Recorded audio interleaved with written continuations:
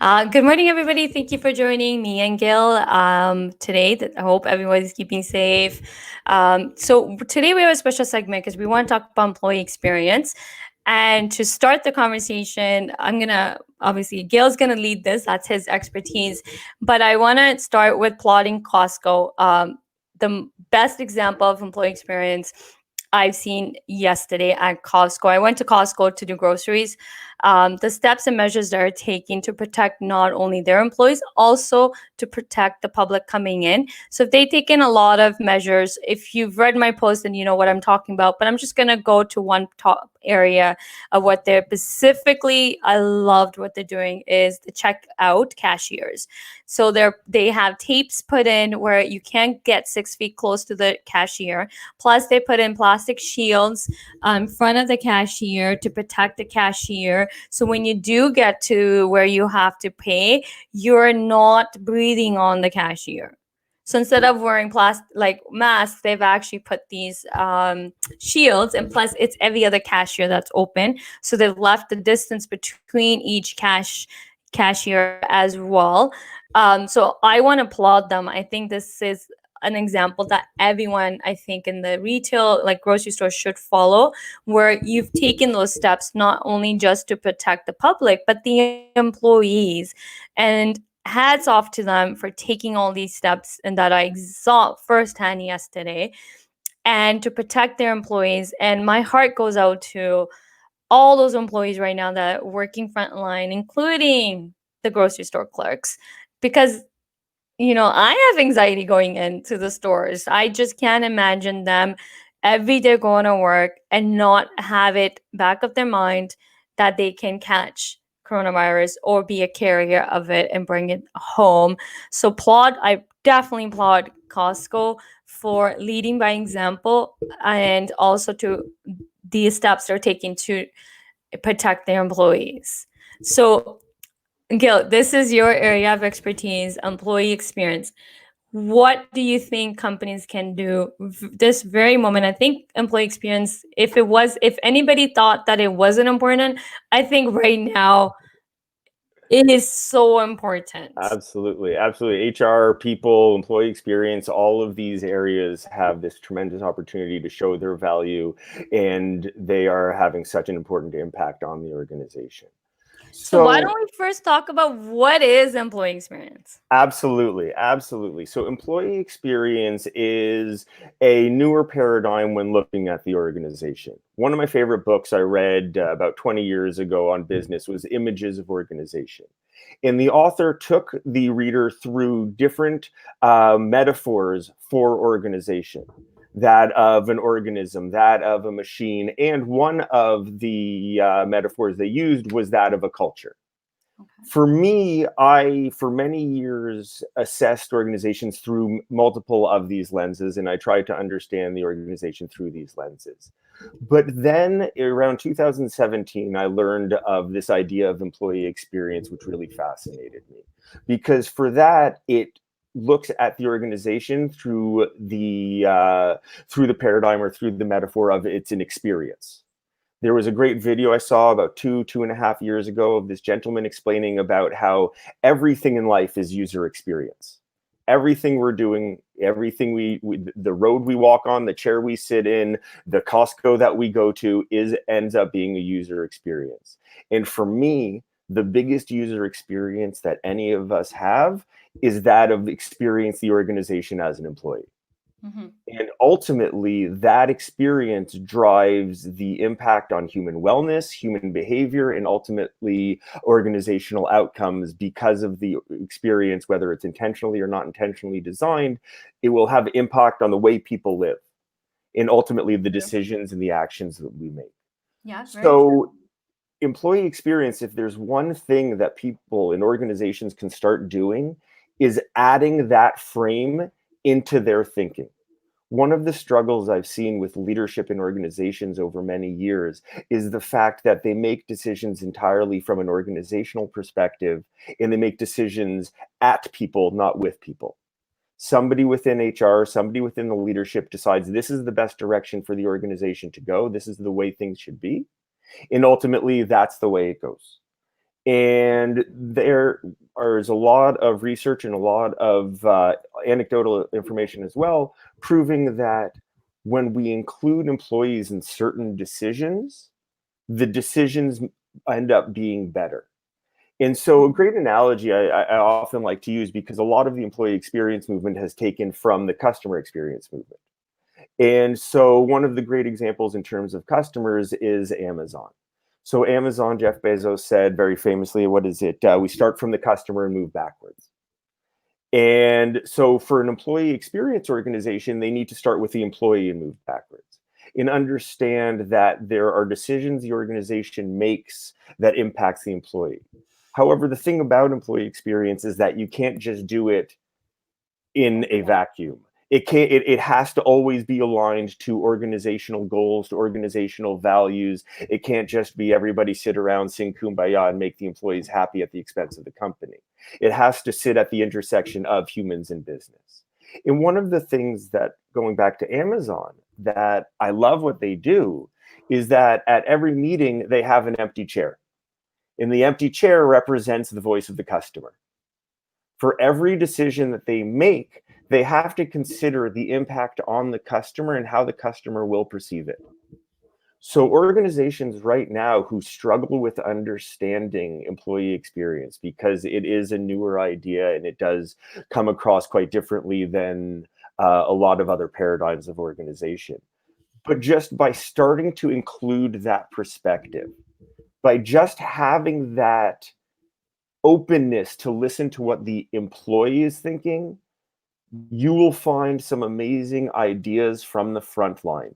You will find amazing things happen when you stop making decisions for people and start making decisions with people.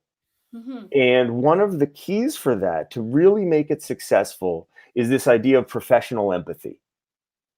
That it's about understanding how to put yourself in the other person's shoes, how to understand what the other person is really going through, to make the best decisions to support them. Because once you understand what the other person is going through, you'll be able to make user-centric decisions. Instead of making decisions just because, the customer wants that, or because that's the way we've always done things around here. I know that's one of your favorite phrases. It's a way of saying, okay, I don't have all the answers as a manager. I don't have all of the answers as a leader. But if we come up with an answer together in a controlled method that you're not going to get everything you want, but we have to work toward creating that alignment between what the organization needs and what the human needs, there are better outcomes. And ultimately, the way leadership will end up seeing it is there will be higher engagement, higher productivity, and significantly less turnover. When you start to care about what people are going through, they're not going to be looking for the next job because they're comfortable with the job they have. Most studies have shown that money isn't usually in the top 5 to 7 reasons why people leave an organization. Growth and development consistently comes up as the number one reason. So if you That was understand, managers.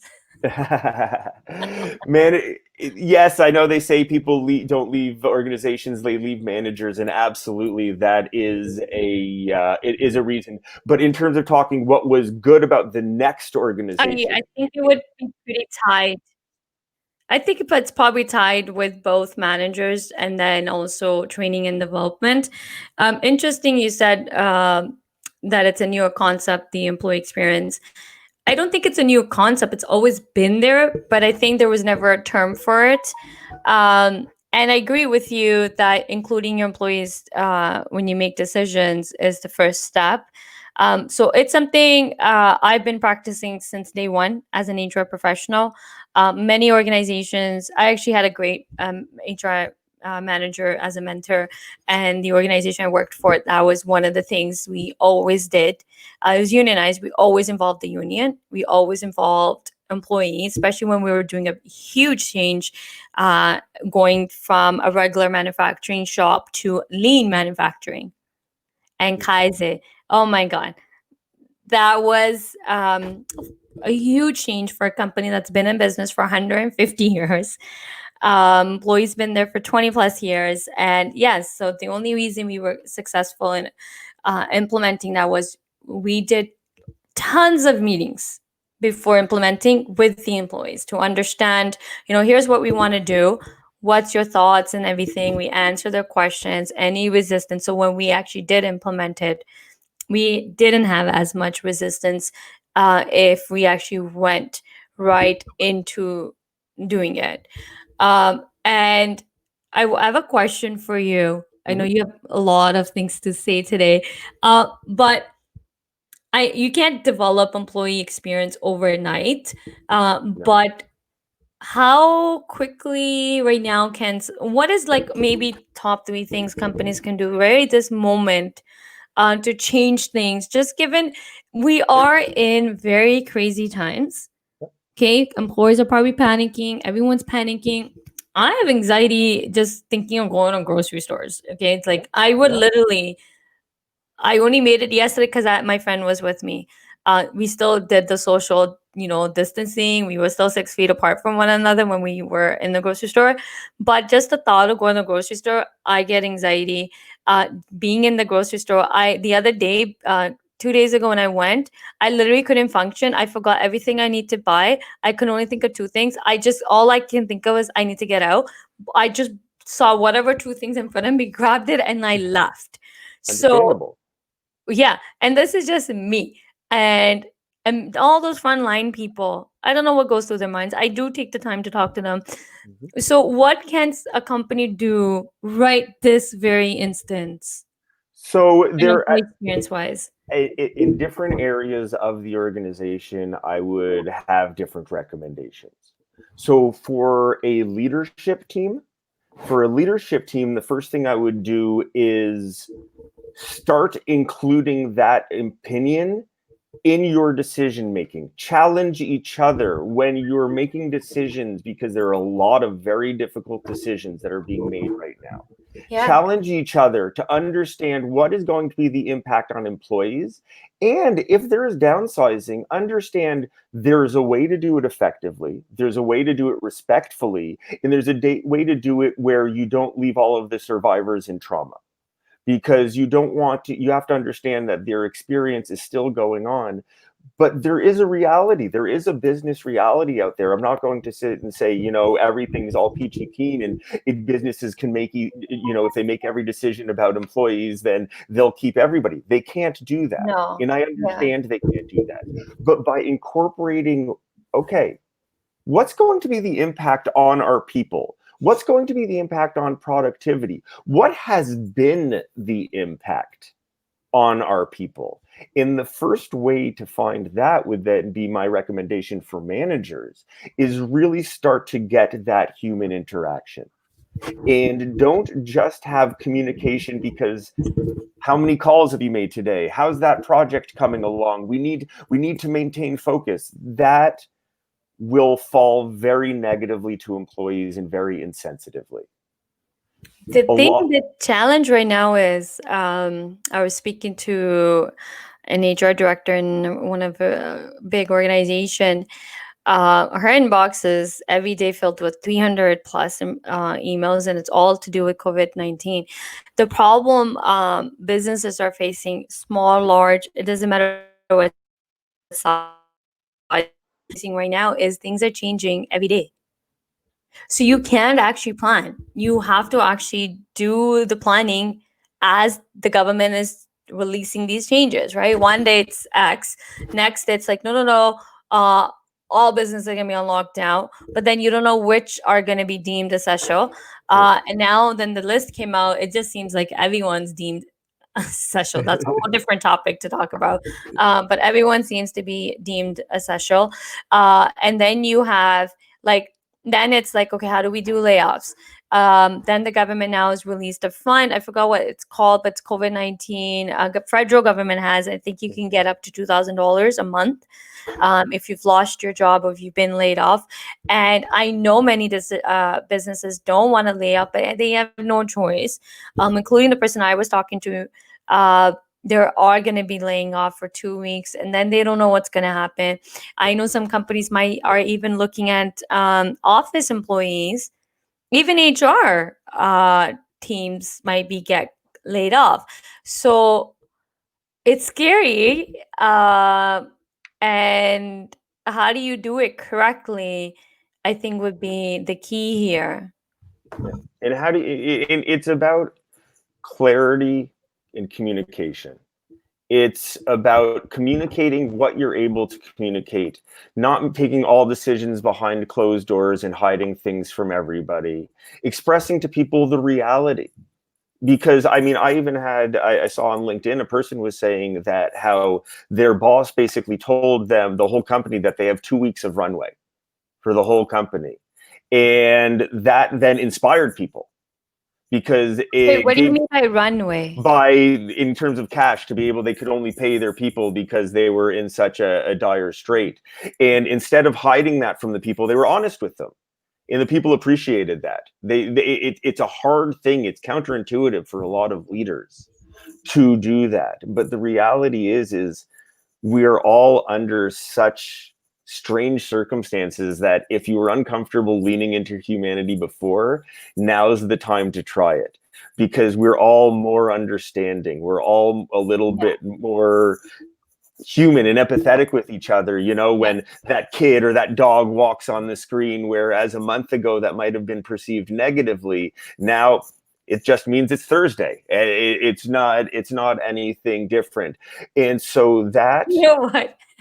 I never, my dog, sometimes I have to, I even before I didn't care if I had to pick him up because he likes affection. mhm, But you're right. Some at that time might be like, she's unprofessional. Why is your dog here? My sister used to yeah, be like that. Why is your dog on when you're live? But times change right now. We are being like, even me. I never, like, I'm not saying I never talk to the cashiers at grocery stores, but I'm more empathetic towards them. I'm more compassionate towards them, yeah, where I am now asking, how is your day going? How are you yes, dealing with this whole situation? yeah. And so, yeah, I agree with you. Everyone is being more empathetic, compassionate, and I hope leaders are too. Um, but here's a question. Mhm. What if, some people may not be empathetic? Some people may not be empathetic. That is the reality. Some people, it's, some managers believe they still need to put on this face of perfection. Some managers believe that their job is to tell people what to do, and then those people do it, and then they've done an effective job. And unfortunately, the reality is I don't know how much these new circumstances are genuinely going to change that. And I regretfully say that. But one of the things that I've noticed about this crisis is that you're finding out what people are truly about. It's really being stripped raw of, is this person, is this organization really about people, or is it really about profits? And we've seen countless organizations do the right things. Take Costco, for example. They were doing the right thing for both their people in terms of their health and their safety, and trying to take care of them in an essential service, and genuinely an essential service. But they were also trying to take care of their customers and the customer experience. You mentioned before that you're nervous going to the grocery store, but you also mentioned that you were slightly less nervous going into Costco because they had I separated was once people I out. got in. Once you got in, Yes, you once I got recognized, in, and not that's, outside because it no. was still just like, but I have to agree. Once I got in, me and my friend, my best friend's also HR, Mhm. both of us, when we got in and we were unloading our groceries, both of us said this. Once we got in, we were so much more calmer than any other grocery stores we've been to, because the steps they've taken to protect everyone in the store, not just customers, also their employees, the steps they've taken. So yes, it was. And It was. there is clear business value in that. That's also the thing that organizations need to recognize. This isn't just about making people happy. This isn't just about creating a nice experience. It's the fact that a company like Costco that's taking care of its staff will be more likely to retain those people than a grocery store that hasn't cared about them, that has put them in unsafe situations. Yep. And so as well, then there's the other side. So there's one side of retention in the cost side, but then there's also the side that you as a consumer have recognized you take care of your people. Well, that holds water in 2020. The way organizations care about their people is not just an employer branding issue, but it is a genuine branding issue. I've heard of multiple organizations where people have essentially said, I will never buy from them again because of the way they have treated their people. Because of the way Yes. they've acted in this crisis, I will never buy from them again. And I've also seen multiple memes of people talking about how one question they will definitely ask during the interview process is, how did you treat your people during the COVID-19 crisis? That will now, moving forward, be an integral question That is a for good question to ask. candidates, because they will find out, okay, really, what does this company care about? Was it all about profit and they threw them into unsafe situations, or did they put them behind a plastic screen and take care of them? And hey, guess what? Right now, you and I are proselytizing about Costco in front of whoever's watching, and that's an extra advertisement that they didn't pay for. Yeah. So by the way, we're not paid to talk about Costco. No, this is That's just from Gurpreet's that. experience. It's just an experience, and now that's why employer branding automatically is happening. I'm not an employee, I'm a customer, but I'm also raving about the steps they've taken to protect their employees, right? So they are a prime example. I don't know why more companies are not doing this. I have a bad experience at a bank where I actually created a scene. Because I was so freaked out by how I walked in. There's no hand sanitizers. They're not telling people to keep 6 feet. When you go to the teller, I understand it's a bank and privacy, but in this time, first of all, why are you telling people to come? We live in a technology world where you need to adopt technology. And this is why I keep saying this is not the time to tell your customers this is how we do things, and including your employees. Well, this is how we do things. This is the way we do, and this is how we've always done it. This is not a normal time. So unnormal times require unnormal measures to be taken. Yeah. Not just you need to first of all, you need to protect your employees on the front line. Banks, grocery stores, anybody. If you are having people come in your offices or in your stores, what steps are you taking to protect your employees? Absolutely. Secondary, if you protect your employees, secondary, automatically you're protecting your customers. So Sure. it is so crucial time right now. You touched on something really important. You said caring. I think the number one thing a company should be doing to build employee experience, let's even not even call it employee experience, but care about your employees. Care about their well-being right now. In retrospect, you're also taking care of yourself. And you mentioned put yourself in their shoes. That's exactly how we should be acting every single day, even after COVID-19. That you need to right now, you need to act like you are in their shoes. We all are all in this together, but caring, I think, is number one thing right now. Every single person, including think about profits. It's also time to think about your employees. Grocery stores. I have a fact right now. My cousin works in one of the grocery stores. I'm not going to name them, but she told me her manager said this too. The amount of money they're making in one day was what they used to make in 1 week.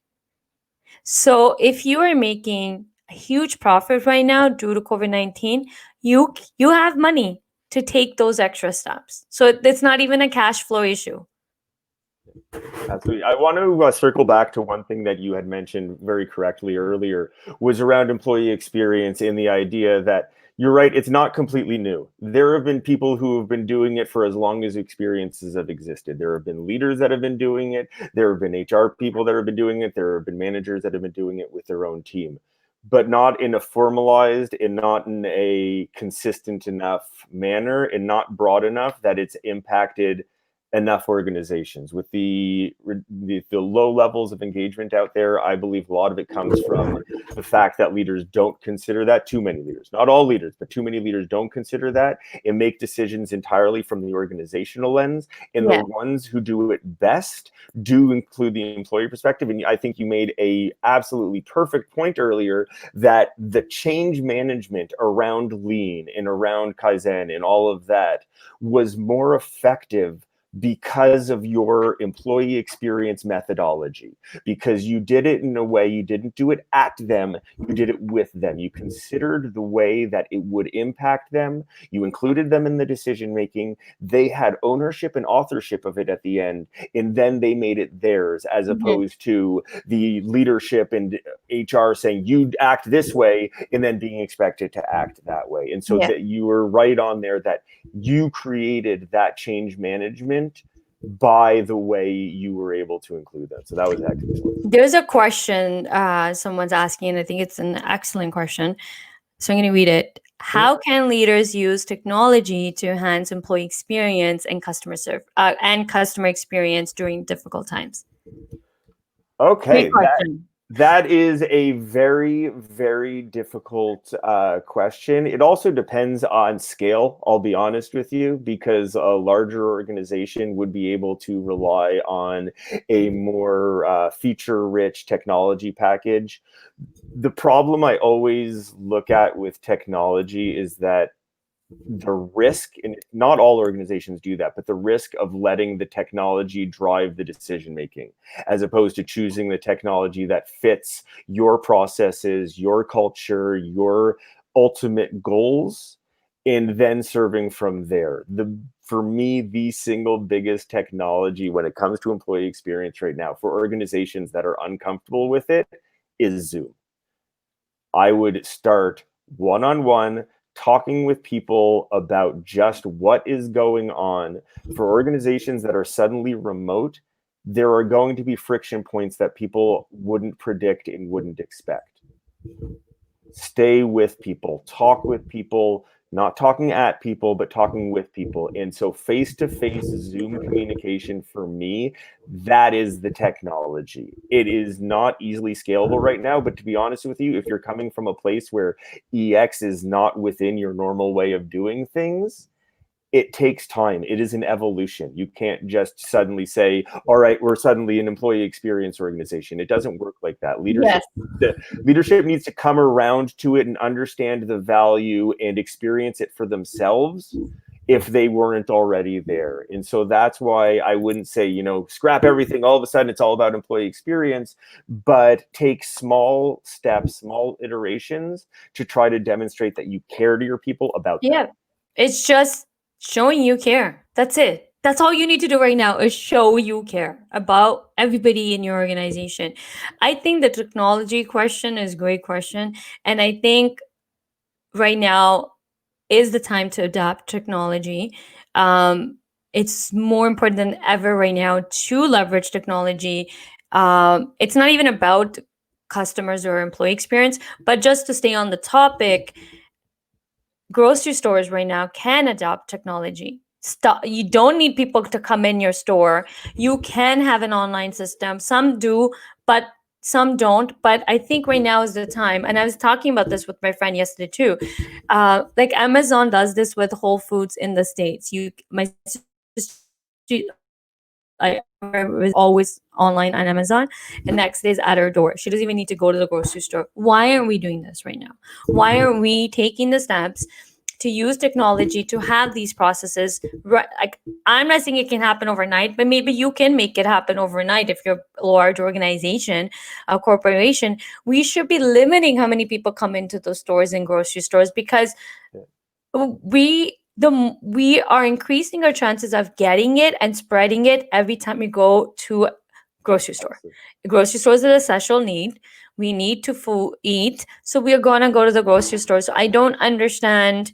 Maybe there's something someone should be looking into, is how can we right now adopt technology fast, where so you're protecting your employees too, because employees are scared to be on the front line too. But grocery stores can do that. You can simply sit online, order your food, Go to the store, park your car, and have it delivered to your car. The person can leave the car in front of your car. You can still keep the 6 feet distance. You unload your car, the groceries in your car, and then when you sit in the car, they can now take the cart back and de-effect it and whatever. I think there's a lot of things company can be doing on employee experience with technology and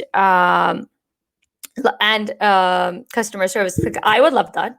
I'm pretty sure many people would love that because we're all scared to go to a grocery store. Maybe technology is our topic for tomorrow.